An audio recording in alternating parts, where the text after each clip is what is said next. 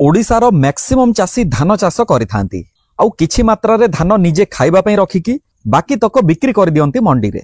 किंतु जेउ धान मंडी रे अधिक बिक्री हुए सेही धान लंबा थाए, मोटा थाए आउ ओजनदार थाए।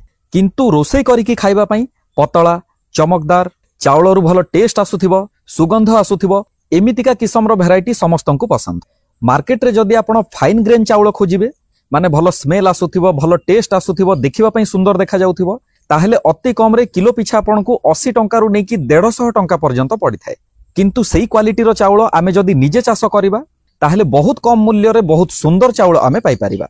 तो दर्शक बंधु मु सौम्य रंजन आपण मानकु पुणी थर स्वागत करूची आम YouTube channel my Desi farm को। तो दर्शक बंधु आजिरो वीडियो रे आमे जानिबा top 5 high quality fine grain चाउल बाहरुथिबा रिसर्च वेराइटी विषय रे। एक नंबर रे आसुची अंकुर सीड्स कंपनी रो सोनम धान। फसल अवधि विषय रे जदि जानिबा ताहले 137 दिन रु 142 दिन मध्य पाचिकी रेडी हेई थाए। गछर उच्चता 100 रु 105 सेंटीमीटर मध्य रुहे। प्रति गछ मूल रे 16 रु 18 टी पिल आसी थाए। एकर पिछा 12 रु 15 किलो बिहन दरकार पड़ी थाए। आउ अमल विषय जदि आमे जानिबा ताहले प्रति एकर 20 रु 22 क्विंटाल पर्यंत हार्वेस्टिंग करि परिबे। जेहेतु एटा गोटे रिसर्च वेराइटी धान तो अनेक रोग प्रति सहनशीलता मध्य रहिछि, जेमिति कि बीएलबी, ब्लास्ट आहुरी अनेक रोग। एई भेराइटी रो बिहन मध्यम जमी पई उपयुक्त अटे। 2 नंबर रे आसुची कावेरी सीड्स रो चिंटू। फसल अवधि विषय जदि जानिबा ताहले 140 रु 150 दिन लागि थाए। गछर उच्चता 100 रु 105 सेंटीमीटर मध्य रुहे। प्रति गछ मूल रे 15 रु 18 टी पिल आसी थाए। एकर पिछा 12 रु 15 किलो मंजी दरकार पड़ी थाए।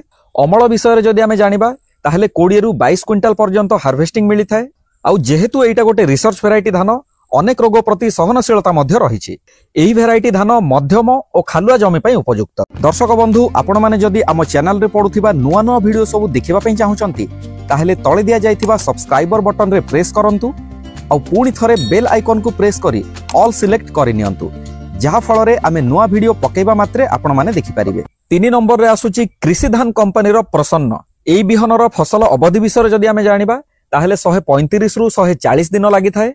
गछर उच्चता 105 रु 110 सेंटीमीटर मध्य रुहे। प्रति गछ मूल रे 18 रु 20 टी पिल आसी थाए।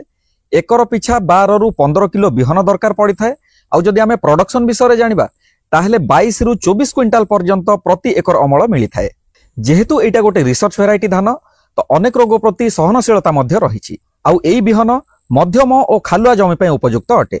दर्शक बंधु 4 नंबर रे आसुची वीएनआर सीड्स रो अन्नपूर्णा। फसल अवधि विषय जदि आमे जानिबा ताहले 130 रु 135 दिन लागि थाए।